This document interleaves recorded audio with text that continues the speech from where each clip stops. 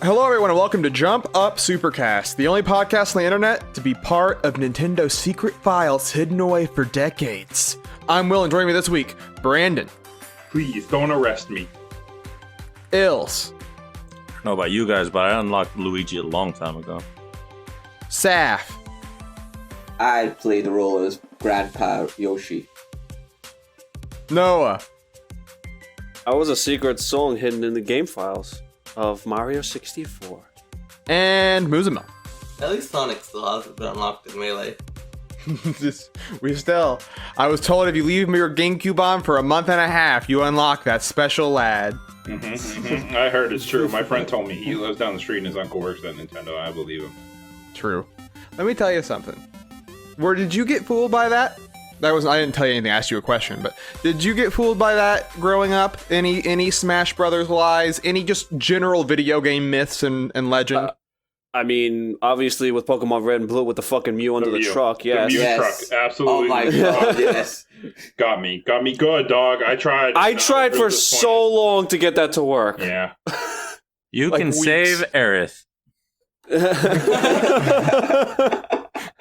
30 years later, you might actually be able to. Alright. I think that's gone now, right? That doesn't happen anymore. People just data mine. We know what's in a game before it's in a game now, you know? Yeah. I feel like that experience was actually just somewhat recreated recently with Animal Crossing. Mhm. Because when Animal Crossing first came out, there was all these wild things of what you can do and what you can't do, and all and a lot of the it typing on the keyboard. You have to hit the right keyboard timing to get the special islands. a lot of it was not true. I No. will say, but there was there was a lot of stuff popping up around about Animal Crossing about Yeah. ways to do this or that or whatever, and as people were experimenting, because the data now an Animal Crossing update comes out and it's data mined immediately. But Yeah. for the first couple of weeks, it wasn't like that, and that was the first time in a long time I think that something like that has happened, where it's just like you're just kind of hearing from other people how things work, right? And nothing's been truly tested enough for you to know if it's true or not. But hey, this person on Twitter is saying it's true.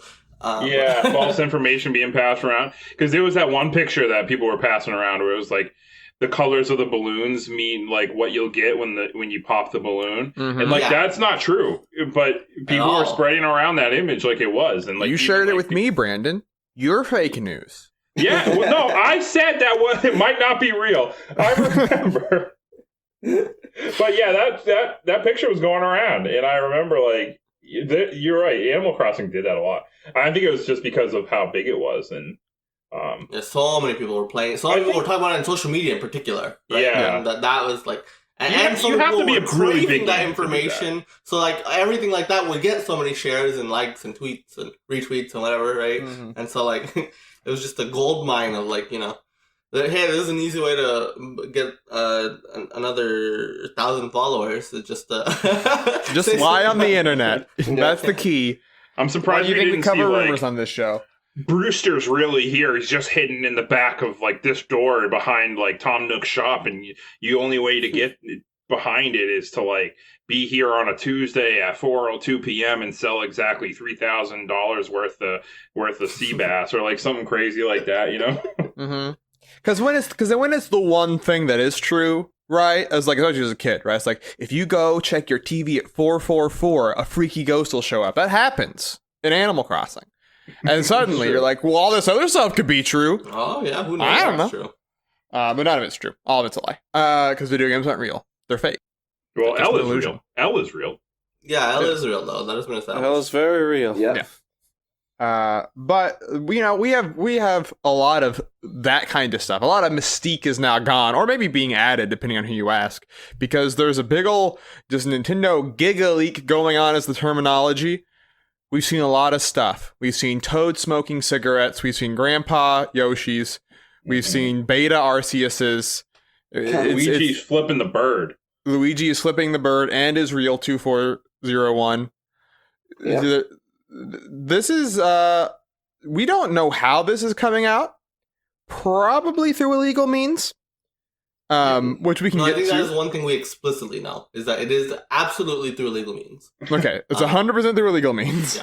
We do not condone this behavior, but we are kind of glad to see what actually came out, basically. So, I mean, like, a lot of this is interesting, but I will say, as of the most recent stuff that has come out, does put a little bit of a negative light on it, because now a lot of things like the floor plans for Nintendo's building and personal conversations that Nintendo employees That have, stuff is not right. That's a lot like of flat that out- stuff is yeah. now starting to leak, and so clearly whoever these leakers are, it's I don't think it's about preservation or history or anything like that. I think clearly someone just has no care in the wind here and just kind of either doing it for fame or doing it as a grudge. I don't know, Yeah. but it kind of sucks. Like I think you just have to mention that, right? Like it's just like Yes. like a lot of this stuff is dicey, right? And it's like helping spread that stuff is. I mean, the thing about like there was a Reddit post that had a bunch of the leaks in there, and it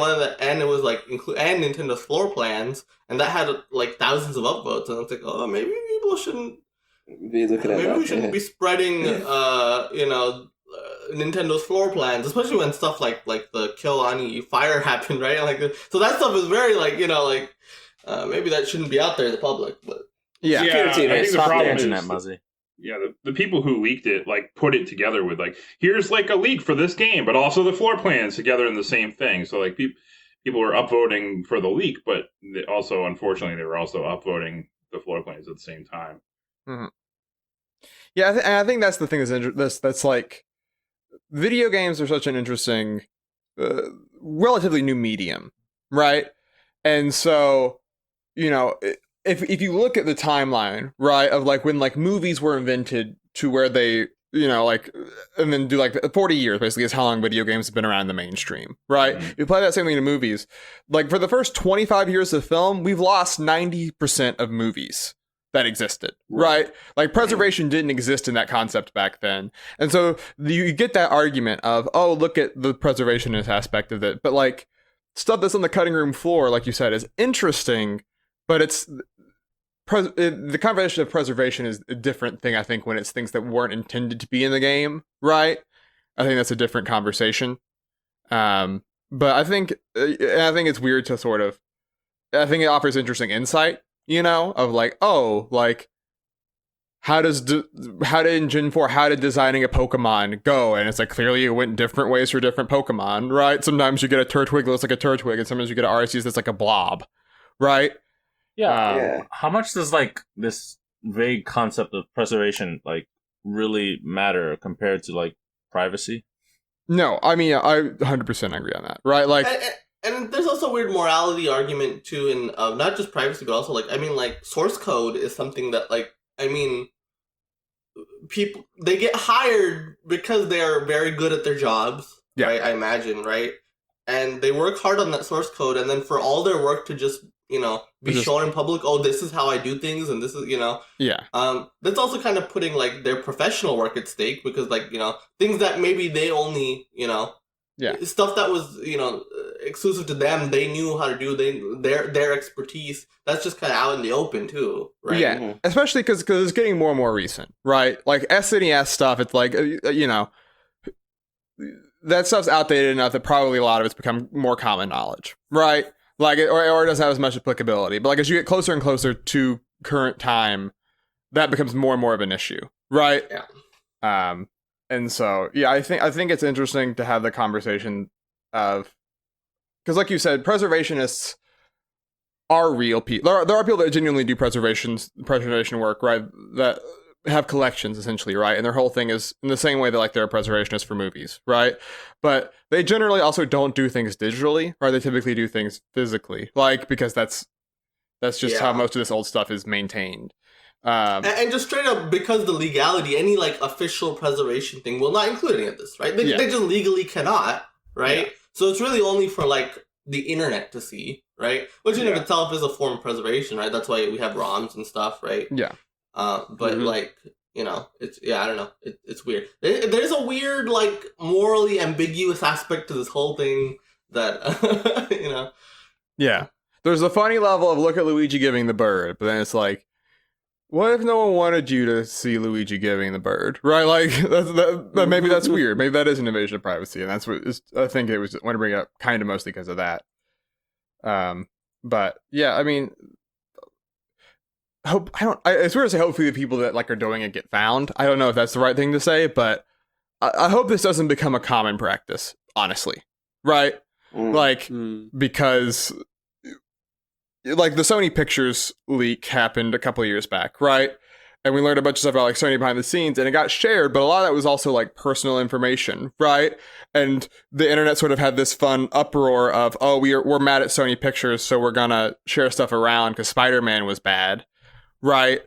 But it's like, is a movie being bad justification for like sharing private emails between people? Like, no, you know?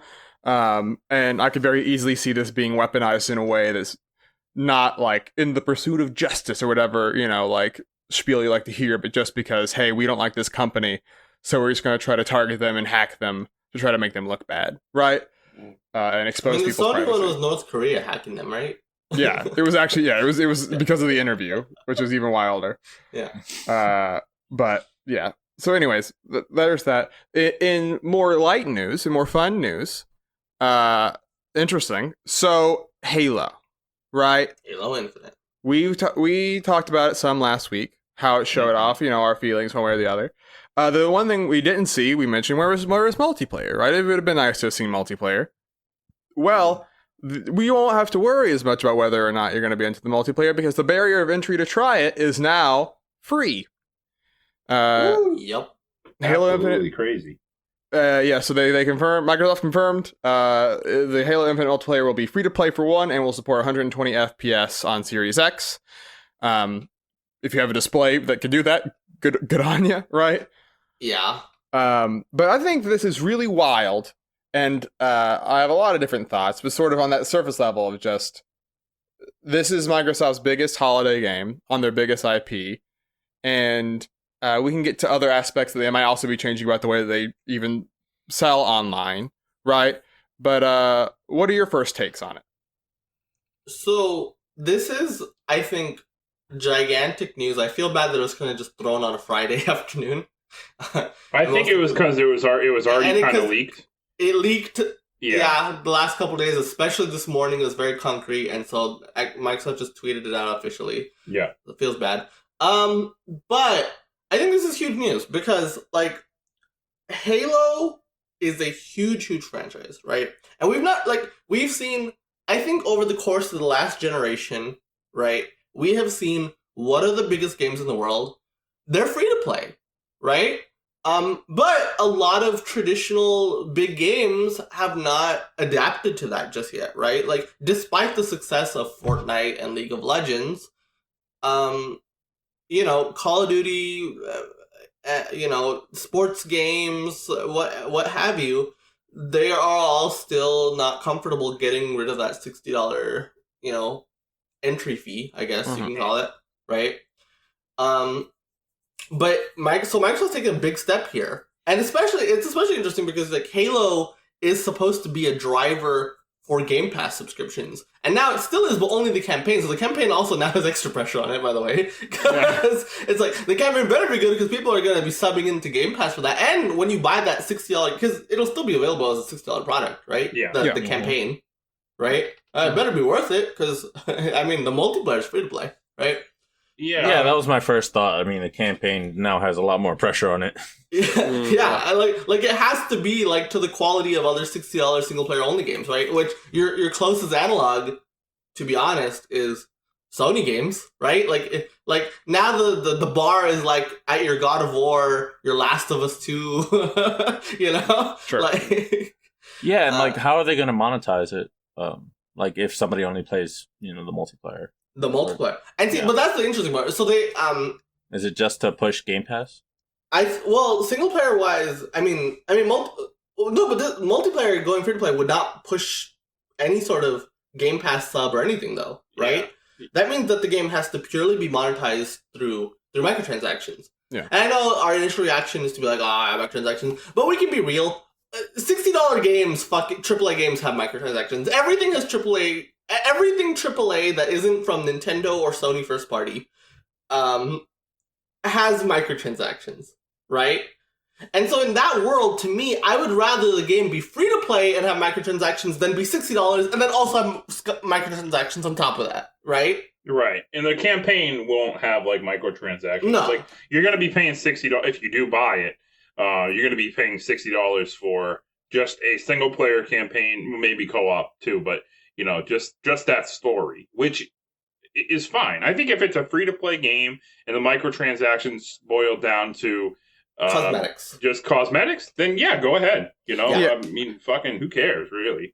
I mean, I expect it to. right? I expect it to be like a battle pass, right? Because you mentioned COD. COD has actually done the step into free to play with Warzone, right? And Yes. Warzone's been a huge success for COD, right?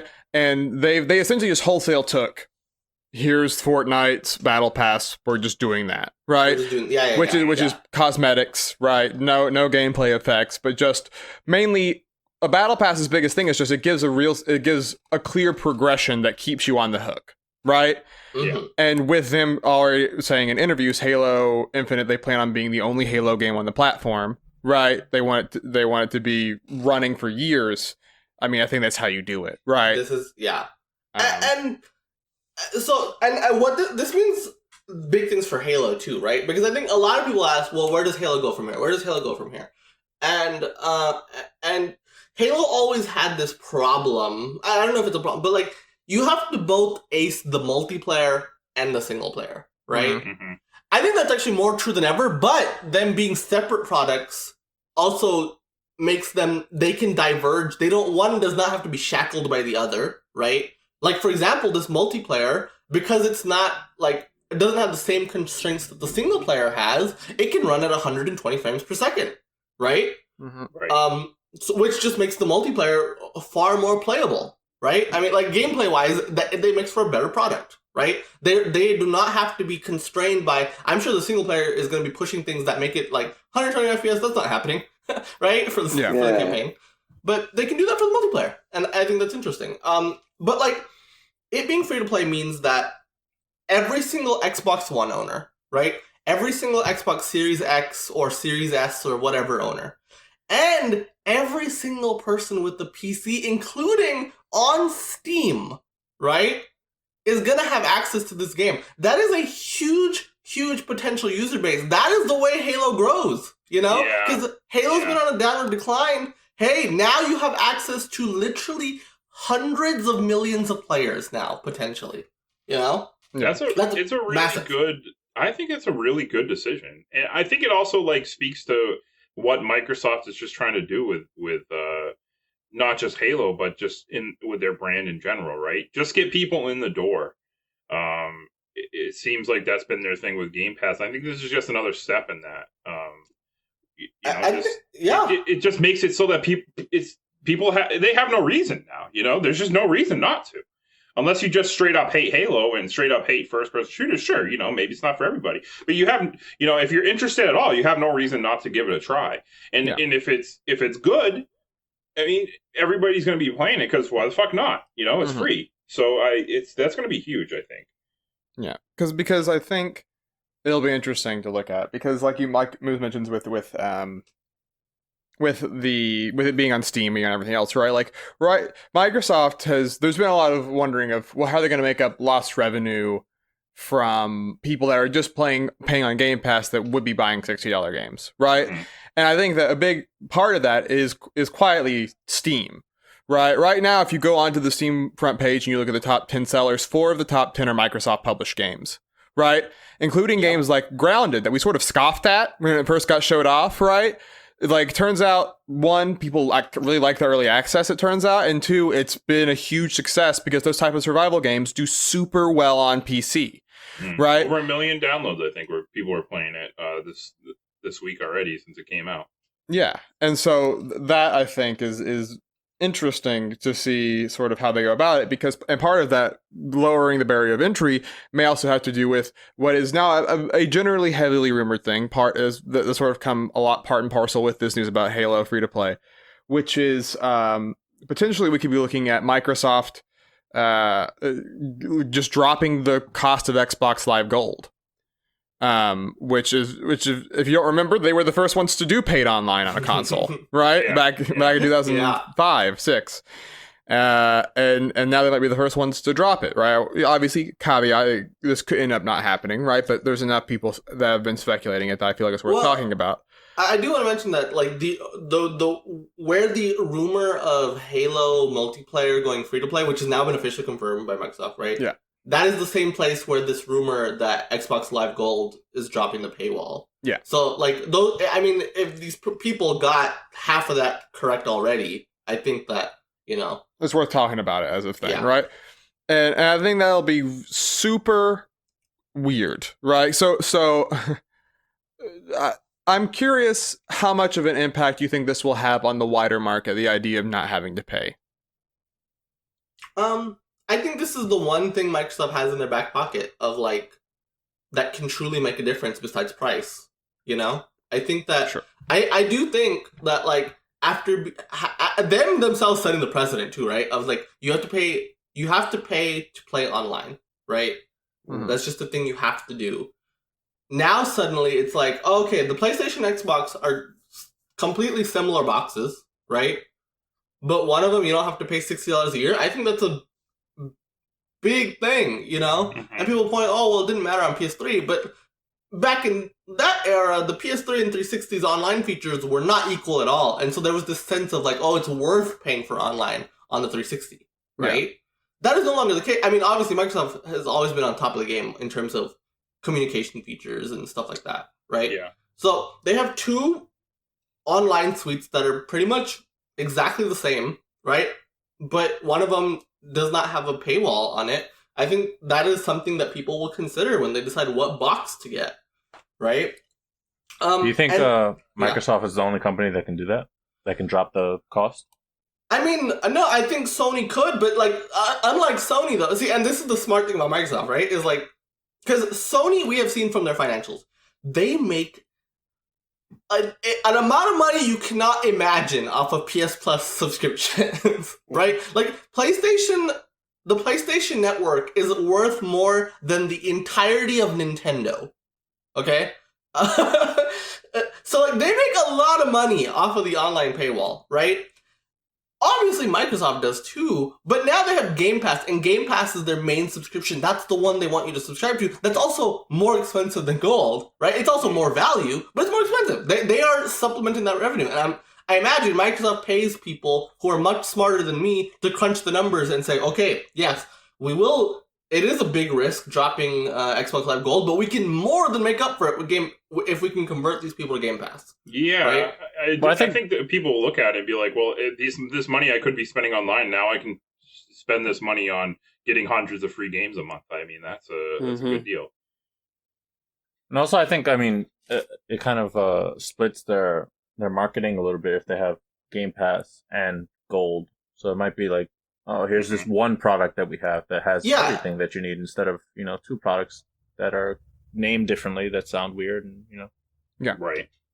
It's much less confusing, right? Because it's just like, okay, now it's just like, I agree. Like, it's weird to have Game Pass and then Xbox Live Gold, right? And then Game Pass Ultimate, which is those combined, right? Yeah. You can simplify the line and now just say that it's only Game Pass now. It's all, if we're talking about subscriptions on Xbox, it's about Game Pass, right? Yep. Yeah, I think that's smart. Because especially games with gold technically has still existed throughout all of Game Pass's existence, but you can see what you get every month, and you're like, well, clearly their focus is not on games with gold. Yeah, since Game Pass became a thing, games with gold really went downhill. They're not sending their best. Yeah, there's been a couple of good games here and there, but I mean, and by good games, I mean like good for me, but to everybody else, they're just like, wow, Coffee Talk, this is shit, But I'm kind of excited about it. But yeah, I get what you mean. Like game, the quality has really gone downhill on games with gold. So yeah, I mean, why even bother with it anymore? And on the flip side, if I'm a Sony fan, I'm also excited by this news, though, right? Because you think they're going to push PS Now? I mean, maybe, I don't know what Sony's answer is, but they have a couple of options here, right? And one of those is, do they drop the paywall? I mean, that's a big thing that I don't know if they're ready for that, right? But on the other hand, it could be, we're just going to make PS Plus a hell of a lot better than it is now, right? Mm-hmm. And I think we're already kind of starting to see that because, like, PS Plus, we can be honest, for most of the PS4 gen, the free games have not been great, right? There's been maybe 1 or 2 standout months per year, but otherwise, the quality has been a severe dip from last gen, right? But, like, this upcoming month, they have Modern Warfare 2 Remastered, which came out this year, and Fall Guys, which is a brand new game, right? Yeah. And so I think Sony feels the pressure from them dropping the paywall, because that is something they do have to somewhat directly answer to, right? Because that is something that their competitor is doing that we are not, that just makes them look bad, you know? And so if I'm a Sony fan, Sony now feels the pressure to make me feel better. That's a good thing for me, you know? Whether that comes in the form of dropping the paywall or making PS Now better or whatever, right? Or does Sony have a plan that combines PS Plus and PS Now? I don't think so. That's fucking dumb. Yeah. Because like you said, because PlayStation Plus does have so many people. You know, like, there's a big group to leverage there. And it'll be interesting to see if they attempt to, right? Because part of it also is, like, if you look at, on average, most people spend, like, I think the average amount of, like, a games a person buys in a year is like 2 to 3, right? Obviously there are outliers like us who buy a lot more than that, right? But most people pick up, and so there's sort of that thing of, you know, I pick up, you know, COD or whatever else, then maybe 1 or 2 other games, right? And then that sort of, I'm interested to see how Game Pass works, because Game Pass is the cost of 2 games, right? Really, if games go up to $70, it's actually less than the cost of 2 games, right? So I think it'll be interesting if Microsoft sort of makes 1 or 2 plays of, like, hey, this game that people would just be picking up as that other game, right? A Borderlands or something like that. They're, like, really, like, hey, aggressive with, like, hey, this is on Game Pass. We're going to get you on here, and then we're going to keep you on here, right? Because $120 a year is, like, a lot, but, like, in the era of Netflix, you can very easily, like, forget to unrenew, right? And I think we'll see how that goes. But yeah, so I mean, there's supposed to be an August event for Microsoft where they're going to go over probably a lot of the things we've been talking about for months and rumors, right? Because so much of Xbox's next-gen plans have just leaked constantly, you know? So we'll probably talk about it more then. But in other news, we have a Kickstarter that was successful. We did it. I didn't believe. I was doubtful, to be honest with you. You were very negative. Not negative about the Kickstarter, but negative that it was going to actually happen and get successfully funded. I was very wrong. Happily wrong on this one. There is the new game, Eden Chronicle 100 Heroes, which is from the creators of Suikoden, which, if you don't know, is a PS1. It started on the PS1 RPG series, ran through the PS2, took a long break. The very first, I think, PSX, they did an announcement like, hey, they're backwards compatible, right? So it's always been, I think, cult classic status, maybe. I don't know if that's the right terminology, but, you know, relative smaller than Final Fantasy, right? But a very dedicated fan base. And that dedicated fan base has led them to get $2.5 million in 3 days, with their initial goal having been 500,000, right? Wow. Yeah, the last Suikoden game to come to America was like the Suikoden Terrorist, and it came out in 2009, so it's been quite a while. Been a break and a half. It's and things I like in particular just about this Kickstarter before we get to other things. It's always nice whenever you can see what the game is gonna generally be like, right? They had GIFs, they had a trailer, right? It's clearly in-engine footage. In-engine footage.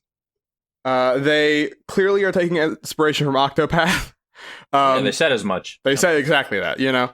And the other thing I appreciate is that they were pretty honest about the failings of Kickstarters and the places they don't want to mess up, right? Which I think is always, I think people have been burned by Kickstarters in the past, so I think someone just coming up and being honest and being like, listen, man, we've seen what happened to some of these games too. We've seen how people didn't get copies physically for a year after a game launched, right? We've seen how the Shovel Knight guys doomed themselves to 5 more years of development because they promised too much with stretch goals, right? we're gonna try to avoid those things, right? Which I think is good. I think in 2020 you have to be aware of that if you're starting a Kickstarter, right? And I guess none of you guys have played Suikoden, right? No. What? Yes, I have. Ills has. I know Ills has, but has anyone else? Nope. Well, I mean, so me and Ills can be excited. I'm I excited. mean, Hell yeah. without even playing Suikoden though, I mean, just seeing that footage, I was like, whoa, I am. Yeah, it looks amazing. Like, it is gorgeous. It's almost like it's Octopathy, but like it's more 32-bit, I guess, than 16-bit. If that makes sense. I mean, Yeah, it's it's playing less off a PS1 pixelized. RPG, right? Yeah, less pixelated. It's definitely more like in the because PS1 era sprites are gorgeous, right? And it very much did remind me of that, which makes sense. It's a PS1 game. Yeah. But I mean, and like I'm not enough to like back it, but hey, it's already super successful. They don't need me, right? Yeah. I will look at it very intently when it comes out, whether that's in 2 years, like they say, or later. Well, let's be honest, probably later. But I mean, I'm hoping they actually get to that deadline. 2022 sounds like a real good time. But strangely enough, they're announcing it for the next Nintendo console. Yeah. Well, so they were like, if whatever Nintendo's most current platform at the time is, that is what we will port it to. And if Nintendo does not have a new console on it, we will try our best to port it to the Switch. And if we can't, we'll refund people who back it for the Switch copy. It's such a weird thing to write in their Kickstarter, though. Yeah, I mean, that's weirdly wishy-washy, and like it's like you simultaneously. And I get like the honesty aspect of it, right? Like you can, that's one way you could spin it. But also, we can be honest, the other way you could spin it is, I mean, they want Nintendo backers to back it now, so that way they can, they have increased interest and they have more money up front. Well, if it doesn't come to Switch, we could refund them later, right? Yeah. But like we can just get their money now. And I mean, I feel like it would be. Does feel a little bad. I mean, it feels a little bad because like every other console's there. Yeah. And it's like, yes, this is a PS1 game, but like retro games like this always do best on Switch. Yeah, I feel like it would be a big mistake to not, right? Yeah. I mean, because like you said, I mean, I not to spend too much for him, but I think that part of it is like. It's interesting how they talked about porting versus how Wonderful 101 talked about porting, right? Mm-hmm. Because Wonderful 101, they're like, it was like 50,000, right? It was like really low, right? Yeah. And they're like, we're not going to porting will probably cost us like $250,000 to port these things. Yeah. And you're like, those are very different things, right? But also they're like, we have a scale if we can scale up to about 100 people, right? We know this, depending on how much money we get. We have this planned out. And the amount of version that exists is going to be mostly determines whether or not we need 100 people, right? So I wonder if it'll have anything, if that has anything to do with it, right? Just purely on the development side of things. But like you said, Nintendo consoles Switch is so popular with games like this, like, Symphony of the Night is a PS1 game, but Bloodstained was most popular on Switch, And that was despite being a shit-ass port. The worst version of it. Bloodstained did so better than all the other platforms easily, right? And so it's like, it's just like it's this weird thing of like maybe you should just be targeting this game for Switch anyway. Visually, I don't want to harp on this too long. I feel like this is a game that should be able to run on Switch though, right? Octopath was on Switch. Like the direct inspiration for the visual style of this game. Was the Switch exclusive for a year, yeah. So, so I mean, we'll see. Obviously, like Il said, 2022, hopefully, that'd be pretty nice. But we've talked more about Kickstarter this year than we have the last couple, honestly, right? There was that gold rush, right, of here's Mighty Number 9, here's Yooka-Laylee, here's Shenmue, here's all these other games, right? But then there was a little bit of a period, but now with this and with Wonderful 101 having a big success earlier this year, right? I think people are willing to kickstart again, I think if you present yourself the right way, you can do well. So I guess Brandon brought this up, so maybe you can expand upon it more if you want as an idea. But just going over like franchises that we would like to see get this kind of treatment, or even creators, right? That can come forth and be like, hey, we think we can make a good enough game to carry on the spirit of this beloved franchise that sort of is either dead or has lost its way, right? Right. And so, I mean, Brandon, since you were the one that brought it up, I figure you got one locked and loaded in your head. I do. Yeah, because I don't know. It got me thinking, right? Because you look at it, and that's what seems to be happening. That's what seemed to have happened before with like stuff with Mighty Number 9, Yooka-Laylee. They're all clearly, bloodstained. The old developers trying to kind of reboot their old franchises, but with a new IP, and it just makes you thinking, well, what other games would I want to see? And that's what I was thinking, and I was like curious what you guys were thinking too. So like, for me, this is the one I thought of, and this I think could probably keep the IP because it is a Sega IP. I think it is a Sega IP at least because it was unanimous with Sega for a long time, and that's Gunstar Heroes. I love Gunstar Heroes. I think that game is just fucking fantastic, and I really like the sequel on Game Boy Advance, and I absolutely love to see a new one. And I think like Sega is weird about their IPs. Like they just kind of like, who cares? They don't. Here's Streets of Rage. Here's Shenmue. Yeah. I always thought they owned Toe Jam and Earl. Like, do they? But here's a Toe Jam and Earl game coming out. That was also a Kickstarter game, and it has nothing to do with Sega. So I just think maybe Gunstar, whether or not developed by Treasure, is Treasure around anymore? Also, is a question that I was wondering to myself. It's a good one. I don't know if they have made a game. I think they might just be support studio status at this point, to be honest with you. I don't think they're that. I think they're like a zombie company now. Yeah. I don't think they're gone, but I don't know what they're doing. But I don't know. I really like Gunstar. I'd like to see another one. I'd like to see it keep like the same gameplay, obviously, and sort of the same style. In terms of, I'd rather see pixel art than like a hand drawn style with a game like Gunstar. And I'd also like to. My first thought was like, oh, maybe it could be like a 4-player game, but then I think Gunstar would be better 2-player because I thought if you do 4-player, then you'd be zooming out the screen too much, to keep all the action on the screen, but you would lose a lot of the cool details that you get to see when it's all zoomed up and how crazy the 2-player is. So I would just love to see that. I love that series, and I'd like to see it come back. Yeah, it's a really good series. I mean, I love the weapon combinations that you can get. And if they brought it back with like brand new effects, brand new backgrounds, all that shit, that'd be dope. Yeah, it would be really cool. Yeah, Online multiplayer, I'd like to. I think it's interesting because I think when you come to a game like Gunstar Heroes, right? There's a lot of different parts to it, but like we just had a trailer for Battletoads drop that they were recording this podcast, right? Yeah. And that's like one way it could go, right? It's like, because Battletoads, the trailer looks better than it had before, but like it's not an art style that you're like, oh man, this is Battletoads as I wanted it, right? Yeah. But then there's also like Streets of Rage at the same time, right? Which is a Sega IP that was like, dang, look at this, right?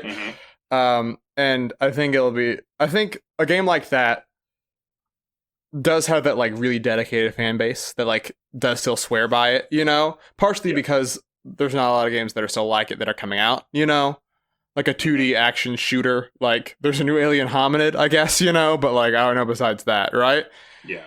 And so I think that would be interesting and cool to have back. Absolutely. It's kind of like Contra too, Contra's like a run and gun shooter like that. Yeah. Anyone else got any ideas? I was gonna say Breath of Fire. It's a series I'd like to come back, but I don't know if Capcom would let like an indie studio like make it. But I mean, like, it's been a really great franchise up until like 2002 when the 5th game came out, and then Yeah, just that died after PS2 one. Yeah, Dragon Quarter. Yeah, that was really then- shit.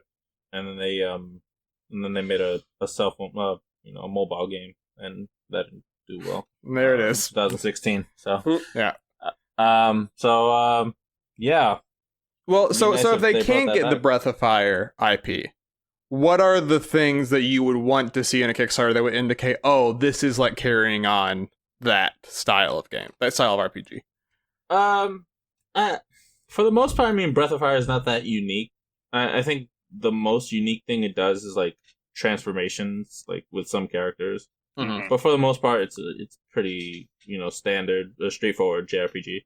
I just really like the continuation of the characters. Like there's characters that get reincarnated like every 100 years or whatever. I don't know how much time it is, but whatever.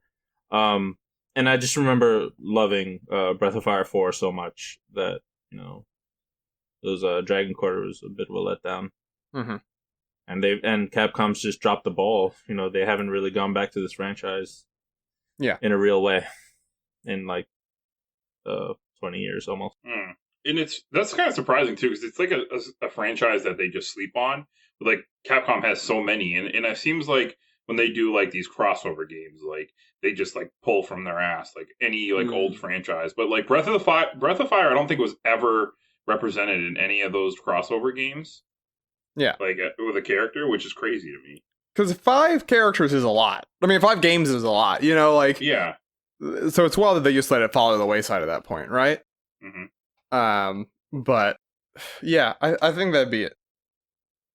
All those companies, right? Like Konami, Capcom, all those Japanese developers, especially, are just sitting on so much IP, and you're just like, man, I wish that some of those could get a chance to flourish, right? Right. Yeah. Anyone else got any ideas? Yeah, I mean, I always want to see like a new Golden Sun game to come out, but if like an individual like indie company would like to try and take over, I don't feel like I don't know. I don't feel like they'd be able to capture, because one, they won't be able to use any of the characters because it's Nintendo. They're very strict, that kind of stuff. Yeah. So, and plus they wouldn't have like, it's like everything that the whole project, like the little bits that came together is what made Golden Sun so great. Like you had the story, so you wouldn't have like the same developers that made the story. You wouldn't have the same composer that made the amazing music and all this kind of jazz. You won't be able to follow like the characters, which was one of the main things about when Golden Sun 2 ended. It left a cliffhanger on like some characters like Alex, on like what his true goal was and like what he was going to do next and things like that. It's like those are like half the reasons why you want to see like another Golden Sun game. Yeah, But, the last one I get, but the idea of this hypothetical is that the original creators leave their company, go to Kickstarter, and make a spiritual successor to X franchise, right? That's what we saw. Right. Because that's how Sweet. Then that's an easy answer, Golden Sun, obviously. Yeah. But if we want to go something, spiritual successor does mean you still won't be able to continue the story, though, right? Right. The story would be still be. That's what would be like. Do I really want it like that? Anyway. Then I But it thought would be in the style, the gameplay would be what you remember, etc., right? Like, Yeah, Right. the music, same composer. and a lot of these have been able to get the same composers, right? Yeah. Like, to at least contribute at a minimum. obviously, if they were able to get the most closest as they can be, then yeah, obviously Golden Sun would be my pick. But then I had a couple other options. Like I thought F-Zero, but can't have an F-Zero game without Captain Falcon. So Well, I mean, you could have Captain Falcon Butthead much? in there. Excuse me, Beavis. it'd be Did you see? Did you see that part as part of the leaks? yeah. Can't have an F-Zero without James McCloud. Let's be real. That's true. Or Pico or Samurai I Girl. mean, but they've made like F-Zero like spirit like games that No, are those kind are of all like Wipeout F-Zero. likes. there are Wipeout They're all games. like I like Wipeout. Wipeout. There's a difference. Yeah, there is a clear difference, like max speed, but there are some games like racing games that go like supersonic speed like that, but it just doesn't. It's not the same. But anyway, those two out of the way, I was thinking it would be really fun if somebody picked up Point Blank, like the arcade game. Like Ooh. I remember having like so much fun. Like it's like basically WarioWare mini games, but with gun pointers. Yeah, with a light gun. Yeah. With a light gun. And I had so much fun with that game. I would love them to make a game like that again. And like, You know, I think consoles. the light gun is a good application for a Kickstarter because that's something that'll never happen otherwise, right? Yeah, right. Like, and that is something that clearly does need a Kickstarter because, like, you know, manufacturing real things, right? That's a tangible thing that you can Right, and you can like make sure, like, you can know exactly what the cost will be. Like, you can plan ahead, like, way better than you would if you just released it and just hope people get the accessory and shit like that. But yeah, Isn't that a thing that just recently got a Kickstarter campaign? Like Wait, somebody what? was making a light gun for the like new displays. Really? I don't know. Yeah, because light guns famously, you Don't know, work on they only work, CRTs. CRTs, only yeah. CRTVs because of the way the light gun works with you have to have the curve and all that shit. But I think as somebody shared it in one of our Discord servers actually recently, where these guys were making one at least on a YouTube channel that they were making guns that could work, light guns that could work on TVs. Mhm. So There we go. It's gonna happen. Because the thing is, Yay. also interesting. My answer was going to be like Time Crisis, right? Was going to be mine, and like I think Oh. a lot of similar stuff, right? Especially I think in like the era of VR, like there's so many applications to like instead of even if you don't have like the like necessarily the like shield to press your foot down on, right, or anything like that, you can physically like look around an environment in a light gun game. I think there's so much you can do with that, you know. oh man, Time Crisis VR would be so fucking cool. Hmm. And I think that, and Point Blank's also like, because Point Blank is still really unique among the lineup of VR of light gun games, because like you said, it is like almost WarioWare-esque in like the minigame format. Yeah. So that'd be really cool. It's just like the craziness and like it's just so many random shit just popping out that makes no sense, but it's still so much fun. Yeah, it's a cool series. Saf, Yeah. you said you had 2. Did anyone take your 2? Let's see. Well, one of them was Mario Land Shake Dimension. Mm. I like. Go, that whoa! Don't say this European title crap in here. Yeah, I'm like, I what the will fuck say- are you talking about? I It's a will new say game. that- I know what he was talking about. We're shaking it, Saf. Never. Okay, all right. No, I really like that gameplay and I really like that art style. They combine those two really, really well. And and it's been what, like 12 years since it came out. I really want to see another one. I actually did see an indie game that is like kind of like aping the style of Wario Land, and it looked really good. I don't remember what it's called. I think it involved... You play as a man, as like a pizza chef. Yeah, there was a pizza involved. I remember. pizza Yeah, chef. it was. Wait, it was like I- Wario Land Shake It? No, It's a straight up Like- Kickstarter. Yeah, more in the style of like Wario Land 4, I guess. Yeah. I mean, Alright. both very good games. Which Yeah. Wario Land 4 is much better than Shake It. I'm just here to say it, but you know. And the Yeah. I'm not second going to one, argue you, but they're both very good games. the second one was going to be Sin and Punishment. Treasure. They're still here. Oh, God, treasure never goes away. Here's the So- problem. If you By the way. still work at Treasure, you know you're clearly not doing anything. Close the company. Go on Kickstarter. Give us a call. Give us a fucking call. Let us know you're alive. Yeah. We want Yeah. proof of life. Yeah, Yeah. we want to Don't make worry sure you about guys it. are okay. You re-released Ikaruga the other day, but I don't know if, a couple of years back, but that's it. You know, speaking of Wario and Treasure, they made a Wario game one time, you know, Wario Worlds. They did. Well, yeah. Oh my god. It all comes back. Yep. Yeah, I mean, I think I was just thinking about the Wario one. It's wild to me that Wario he got games and then they just stopped, right? Like, Yeah. because once again, he got 5. That's not a small number, but Yeah, I mean, I blame Wario Master of Disguise because that game sucked ass. Oh yeah. not good. Bad That game. came out after the. That didn't come out. That was after on the Shake Dimension. DS. No, that was on DS. I think it was around the Yeah. same time. It was around the same Oh. time. We DS era, so I think yeah. No, I didn't mention this was actually after Shake It, but Oh shit. I don't know. Wario is a franchise that I really enjoy, but it's sad that it's dead. But like you know, I don't know who's gonna make Wario games at this point. You know, I know Yeah. you're gonna say Good Feel. Good Feel didn't make a good Wario Land game. Okay, I'm here to say. That's a good game, bro. You hear that shop music? Hey, that's you one know of the who we're getting? most dope songs I've ever heard in my life. Also, Speaking of Kickstarters, you know who had unfortunately had a failed Kickstarter? Mhm. Christian Whitehead, the Sonic Mania dev. Oh, that's a sad one.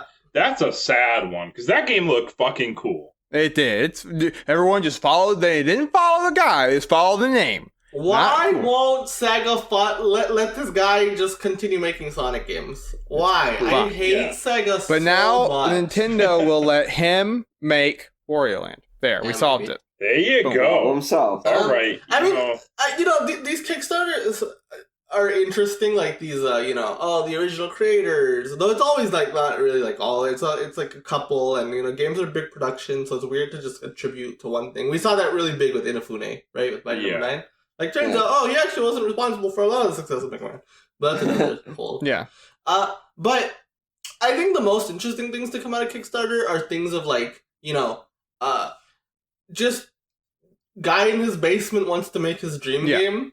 I mean, I was going to say that Toby earlier. Fox with Undertale. Undertale, right? Stardew Valley with Concerned Ape, even Bug Fables recently, right? Like, yeah.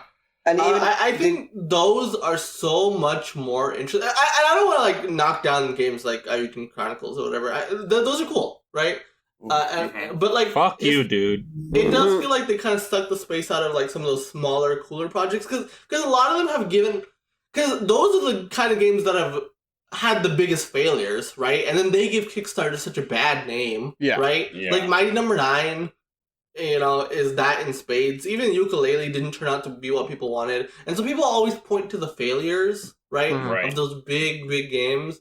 Like those big funded games that had these creators attached to them. Yeah, exactly. Because they had the big names on them, so people expected more. But there's been so many Kickstarter games that only got like a couple $1,000s, right?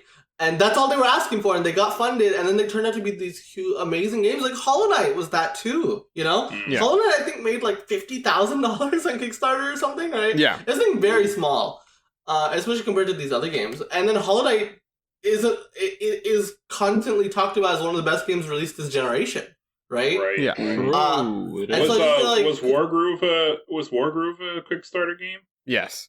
Yeah, because I specifically remember being at PAX, and one of the people who worked on Wargroove was just shouting to people, and he was just like, "Hey, are you sick of Nintendo not making Advance Wars? Come play this game." And I was just like, "Hey, he's right. I'm sick of that." That's why I just find those like I find those projects so fascinating, right? Because it's just like it's these people who are fans who are just like sick of this thing not being made anymore. They're like, okay, look, if X company is going to do it, I'm just going to do it myself, right? Yeah, and I don't really have the means to do it, right? And I'm kind of risking everything to do it, and that in itself is like, whoa, right? But those turn out so good because those are the people who love those games, and they're like, I just want a new one, and like, if you guys are as passionate as me and you want to support me, I will put my everything into making a new one for you people. And like, I think that's why a lot of these just turn out like so good. Because it's got that passion behind it of like there was these games obviously that were out there that are really, really good, but now these companies just give up on them. It's like, let's make a new one. Let's just do it ourselves. And like these people love it. So they obviously are showing that in their games, and like it shows when they come out, which is awesome. Well, I think Jesus Christ, Hollow Knight only got like $50,000. Yeah, Mussy said that. That was the number I said. Because I think that the balance is good when there is a couple. Because I think the thing was so much auction was being taken up by the big revivals, right? Yeah. Now obviously that's decreased, right? Because just a lot of them have already been done, right? We've done Shinmu, we did Castlevania, we did Mega Man, we did Banjo, right? Like we've hit a lot of the big ones already. But also I think people have gotten a lot better at budgeting for Kickstarters, like those smaller projects now, right? A lot of small projects failed early on in Kickstarter because they would set a goal that they just couldn't reach, right? Like that it would take a wild amount of taking off for it to be feasible, right? Which I don't want to put on them because you need money to make a game, I understand, right?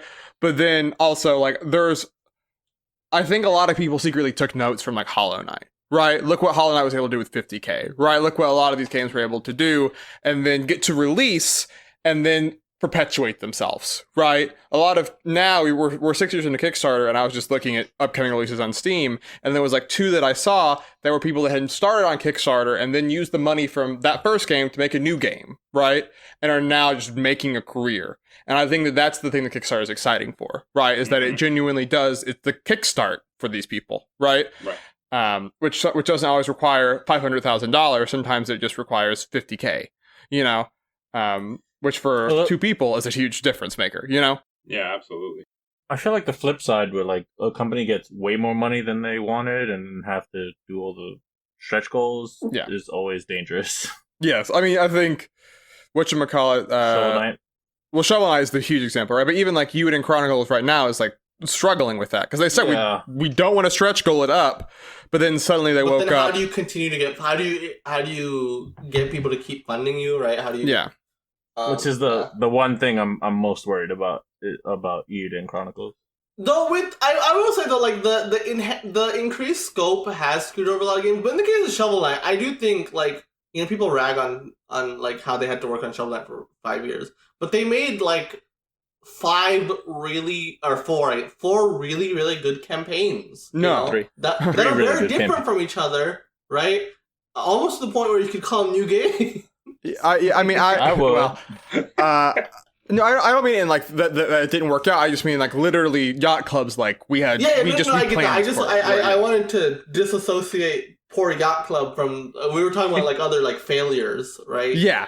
I didn't mean to do that. Yeah, but like because all those Shovel Knight games turned out great. Like honestly, right? And, Not all of them. Yeah. Well, most of them. They're mostly very good. That's subjective.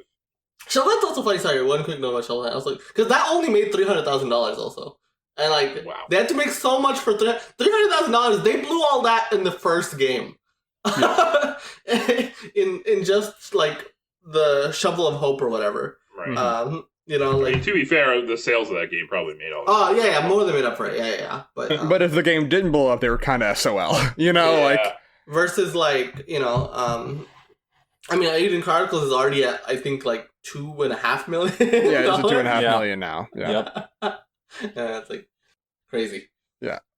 So that was interesting. There was a lot of like different things. There was a variety week. A lot of different things going on. And I mean, all those games we talked about will get kickstarted because, as we said before, we don't lie on this show. Everything we say is not a prediction; it's a spoiler. But I mean, there's also games that will be coming out. But we're going to talk about games that have come out already on the list. The list. Follow along in the paste bin below. Every week we add a game to an ever-growing list of over 201 games. At the end of this podcast, you will know decisively, definitively, no questions asked, how the game that Brandon's about to bring compares to 200 other games that were picked basically at random. 201. No, it's definitive. It's definitive until they're re-ranked. Everything's definitive until it isn't. But what do you bring in, Brandon? Okay, I guess I want to be mildly topical here because, you know what people aren't talking about enough is I guess we would say if you listen to this podcast, we talk about it all the time, but just people aren't talking about Game Pass enough because it's real fucking good. And, you know who's put their games on Game Pass a lot, and this is one of the big ones pushing in the Series X, is a little company called Don't Nod. And I want to put Life is Strange, the original, on the list. It's I'm funny actually. I swear to God, Brandon, that was the next game I was going to put on the list. I was really. I'm surprised it took this long to get on the list. Honestly, 2 of a kind. It's been on my mind though. It's the game I wanted to choose like the last 3 times, but it was only over 2 of us that have played it. Every single time I was going to add it, but now we're all here. If you're like Noah's not here, like I'd have like Will and Ills and like Saf, and I don't think Saf and Ills, you guys haven't played it, right? Life is Strange, yeah. Yeah, Life is Strange. Okay. Yeah, have you played that game? Yeah, we talked about Life is Strange. Well, We had conversations about Life is Strange. Did literally everybody here I have a play? lot of conversations Doesn't in give my a shit everyday about life, talking to you, man. apparently. Lot of conversation. Got a lot of conversations. Okay, well, I can't everyone but remember. Ilse has played the game. Okay. Okay. So let's talk Alright, about so- Life is Strange, Brandon. Yeah. What is it? Life is Strange. It is I guess, an adventure game, and you play as. It's kind of not real. It's kind of like a point and click adventure game. Kind of like if you play a Telltale game, which a lot of people have, Mhm. then it's just like it's similar in that aspect. You walk around in an environment and interact with objects. You interact with objects, and then you have like dialogue where you have different choices and what your choices to affect the story. So it's very similar to that. But this game you play as Max, a college student, and she has superpowers. She finds out early on she has superpowers that she can rewind time. And she finds out because she sees somebody get shot in her college bathroom, and she, out of just an emotional stance, accidentally rewinds time to before it happens, and she's able to prevent that from happening. So she finds out that she has these powers, and basically that's the game. I mean, you hook up with your old friend from like middle school, actually, because you moved away and you start going to college back in your old hometown, and she's still there, and she's a troublemaker. She's had a very different life than you have ever since you guys, ever since you moved away, and there's a lot of reconnecting and going over what she went through and what you've been through, and it's honestly it's a very well told story. Mm-hmm.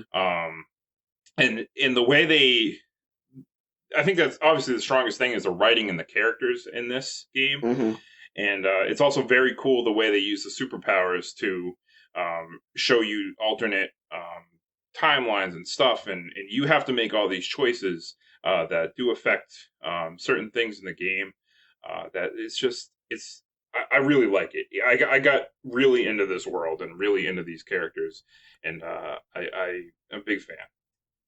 I would say, think- as long as you Yeah, go get past the first episode and their overuse of the word "hella," you'll have a good time.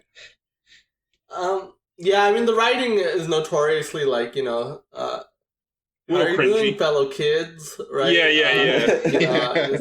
But I will say the rewind mechanic is such a brilliant gameplay mechanic for a game like this.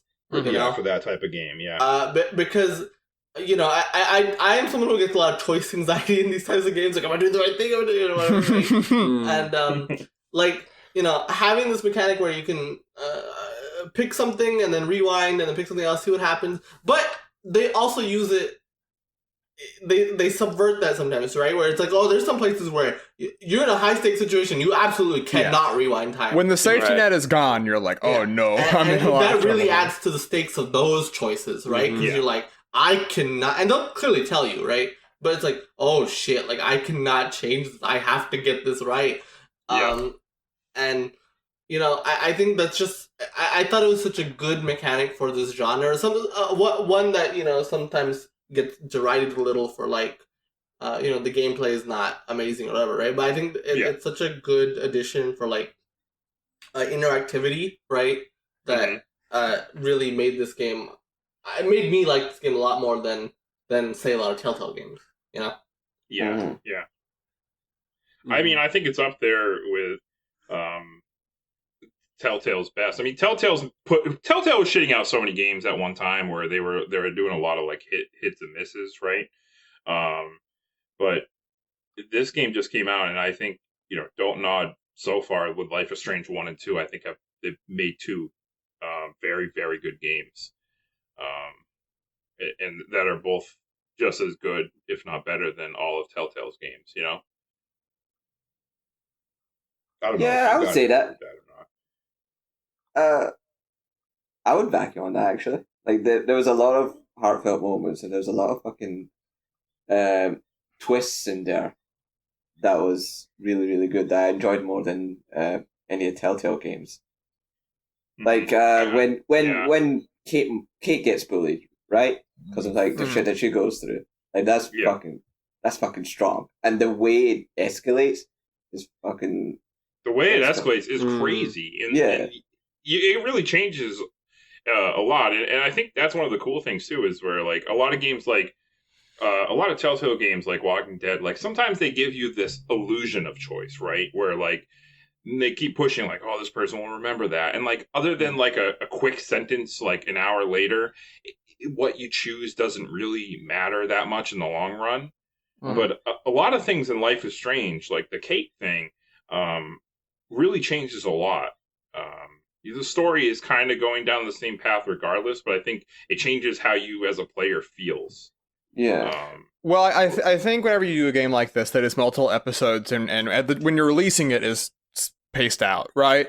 Mm-hmm. You have to strike a balance between, does this episode feel like a complete story, right? Or do you feel satisfied at the end of this episode, right? But is there the larger through line that is keeping you pulled along, right? Yeah. I mean, I do think though that the conclusion of the story was meh. It comes down to a binary decision without getting into spoilers, right? Yeah.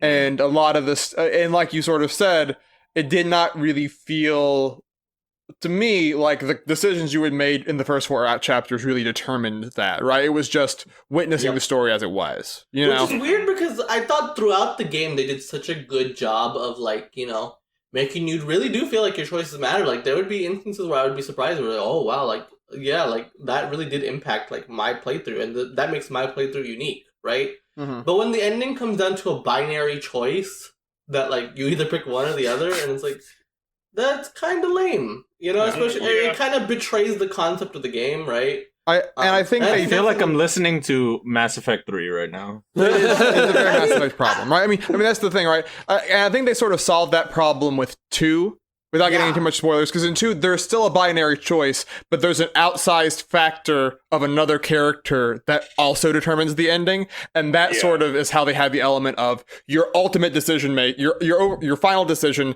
versus your overall character, right? Yeah, because I mean the final game has like 8 or 9 different endings. Yeah. Something like the first game has like 2. It has basically 2 ultimate endings that you right. Can do it, so they just they pull off that concept a lot more in the sequel. But we talk about Mass Effect. I think that's a fair parallel though, right? Like of this game that like promised all these choices, and you were seeing that throughout the adventure, right? Yeah. But then at the end it just didn't matter. And conversely, a game that I just finished this year.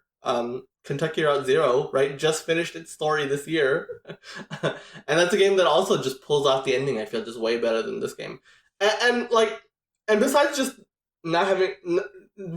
it being this like weird binary choice, I also felt like I do have a lot of disappointment with the final episode, and I imagine people who played it episode by episode feel even worse. But I played this all in a week, right? One episode a day, but. I really felt like the emotional conclusion to your story arc was in episode 4, Sure.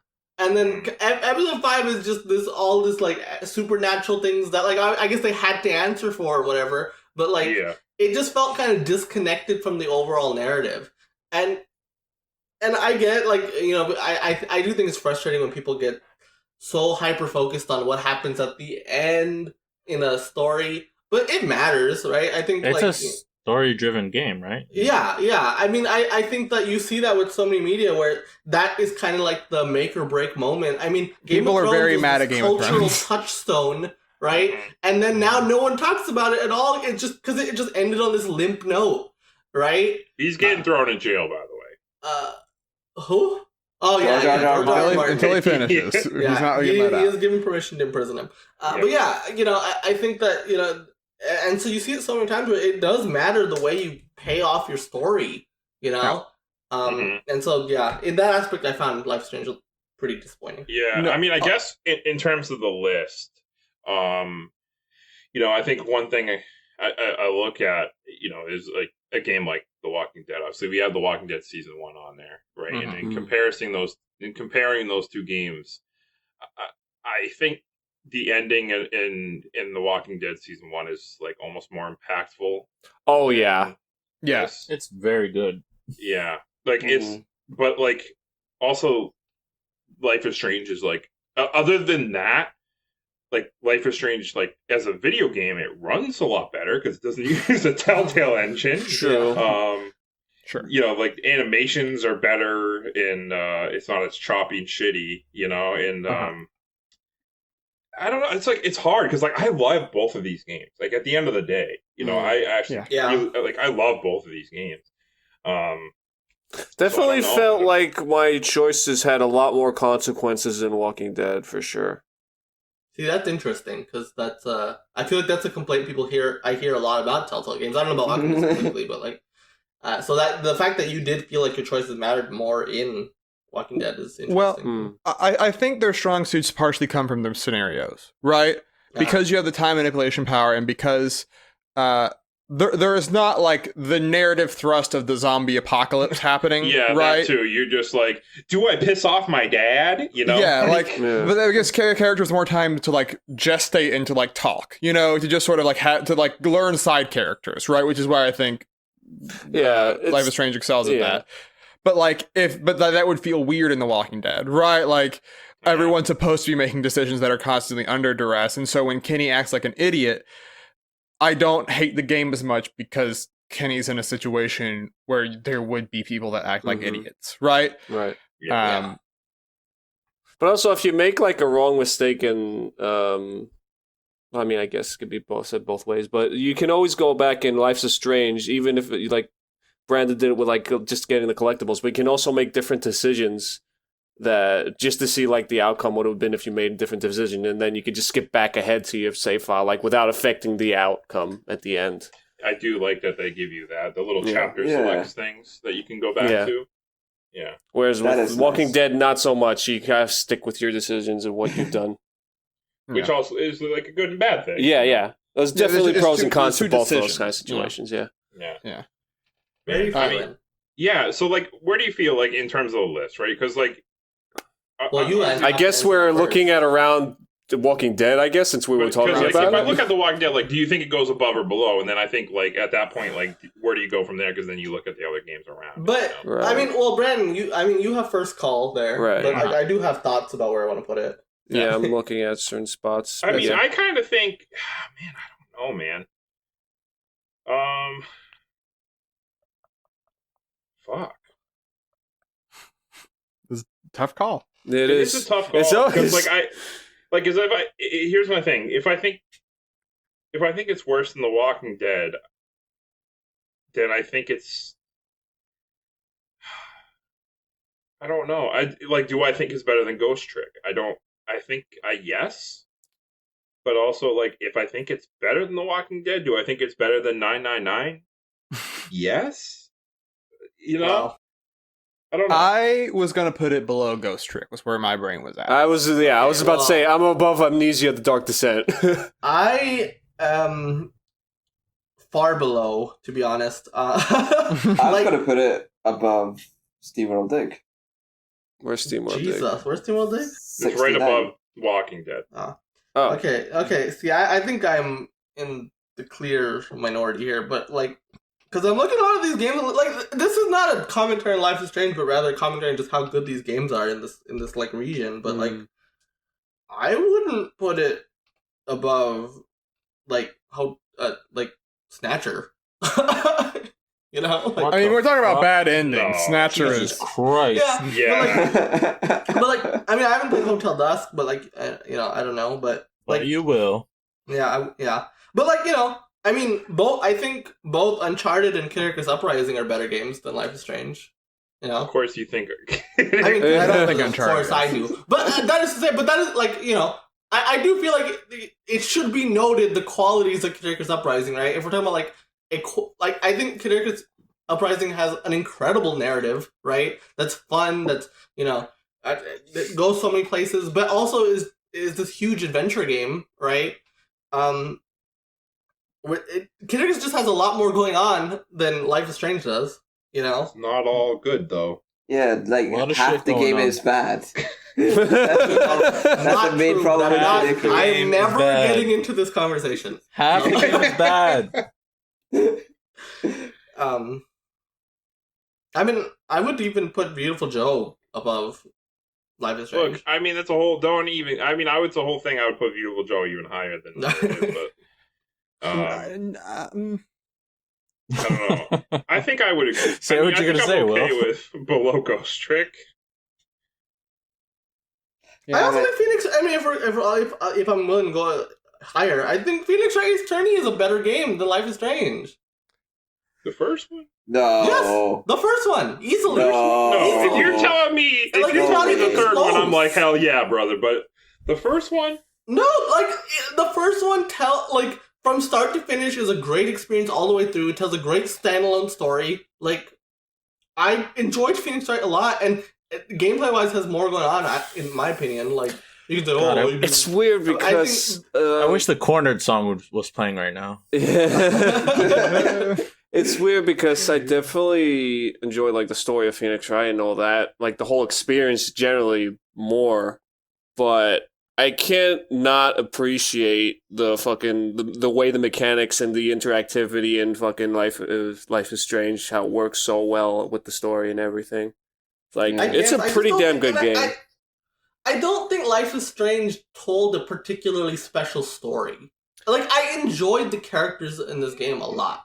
I think it's besides obviously the supernatural thing. I think at the end of the day, it's very down to earth, and it's something that a lot of people could relate to more than a lawyer. You know? Well, I wouldn't even speak because I do think that I relate to lawyers every day of my life. Lawyer, get the fuck And out. I'm not trying to downplay like Phoenix Fucking Wright's hate lawyers. No, I was just gonna say, you know what I mean, though. For it's me, very I down think- to earth the story. I think the biggest difference with Phoenix Wright 1, because I think that Moose is right insofar as I think Phoenix Wright 1 does have a very nice bow. Right? The Miles and Phoenix storyline gets to be resolved in a very fun way. Right? 100%. But I think that the moments of investigation in Phoenix Wright are less engaging. Right? Like, the moments where you're like, am I scanning through, picking dialogue, pressing, right? Or examining the environment. Life is Strange, I think, in the moment to moment is more engaging, not just because of choices in the time mechanic, but because the fail state doesn't exist in the same way. And I think, honestly, the health bar in Phoenix Wright is kind of like a weird... Yeah, I think that's Pointless. dumb in the game. I agree. Pointless, I agree really. that not having a fail state in Life is Strange is makes for a much better playing experience.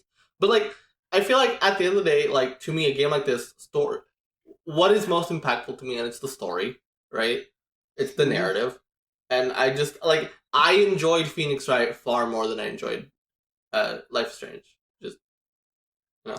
I wouldn't say far, but I definitely enjoyed Phoenix Wright more. But again, this is the whole package we want to judge, not just like the... and I don't... Yeah, I mean, both our games have fantastic stories to tell, I think. I mean, for me, I think Life is Strange also tells a very good story. And it's one that's just... I think a lot of people just could relate to it. Like I tried to say, it sticks with you. Yeah, and does it? I don't remember. I barely remember any of it. You know, like I remember the big moment. I do. And that might just be a you thing. I don't know. Maybe. Because I definitely remember all of it. Maybe Muzzy just hates women. Who knows? All right, so where do we all feel like... Are you I think don't there's think going to be 3D Land's a better game. I just want to You're voted. I mean, that's what my original thought was, just below Ghost Trick, above Amnesia. So, I'm willing to compromise. I put it below Ghost Trick. He just wants to go to bed. It's still round about the same area is fine. Yeah, I mean, I'm okay with that.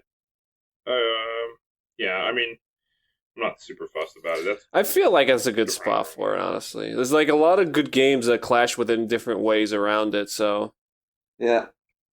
All right, so there it is. Number 73 on the list is Life is Strange. Surrounding it, 71, Super Mario Sunshine. 72, Ghost Trick, Phantom Detective. 73, Life is Strange. 74, Amnesia: The Dark Descent. And 75, The Missing, J.J. Macfield and the Island of Memories. I didn't breathe. Normally I take a breath before I do that. I didn't this time, and I was like, I'm doing good. And then I saw The Missing, and I thought, fuck.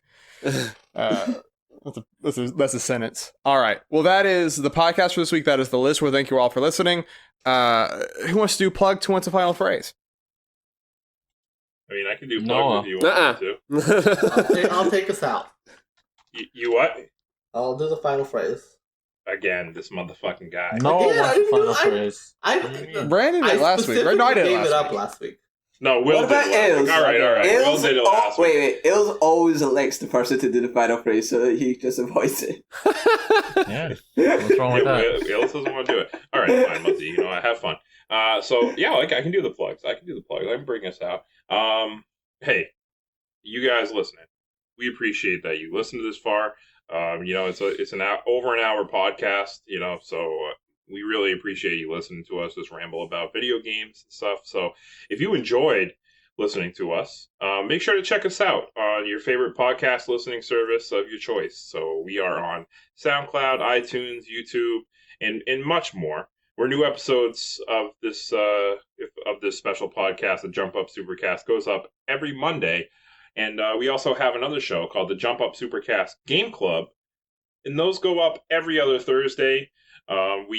Me and Ills and Noah, we just play a game every 2 weeks and then we talk about it. So if you want to hear us talk about some games in length and maybe find some new favorites to play, check those episodes out.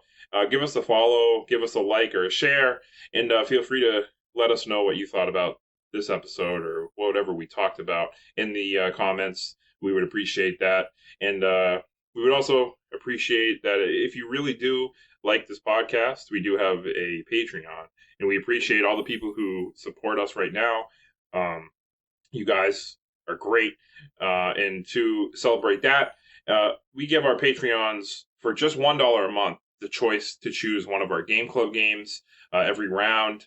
Also, you get to join our Discord and talk to us there. And you can listen to the episodes live when we record them. And listen to all of our mistakes and everything else and us yelling at each other before we start recording.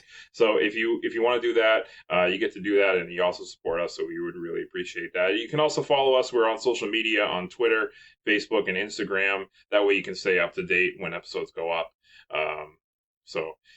Thank you guys for listening. Oh, shit, we have a Twitch. Twitch.tv/JumpUpSupercast as well. If you want to watch Which is now in the description. It's now in the description. Yes. So if you want, give us a follow. We would appreciate that. I promise you, there will be Twitch streams soon. It's been a while, but there will be Twitch streams soon. And that is a guarantee. Guarantee. From Bebot to Brandon. From Bebot. Wait, who's playing? So, yeah, thank you guys for listening. Muzzy, say whatever the hell you want. That's all the words I ever want to hear. You know, is Muzzy, say whatever you want. You have free reign to say what you want. And here's the thing: all AAA multiplayer games should go free to play. Okay, every single one of them, unless you don't have microtransactions. You know, Smash Brothers, Splatoon. You know, you guys don't have microtransactions. You know, $60 that's a fair pay. But if you're Call of Duty, if you're Halo, which Halo's already doing, you know, if you're Overwatch, there's no excuse anymore. You are just limiting your audience, okay? Like, let's be honest, that's where you make the money, right? Is the flossing emotes and the battle passes and all that jazz.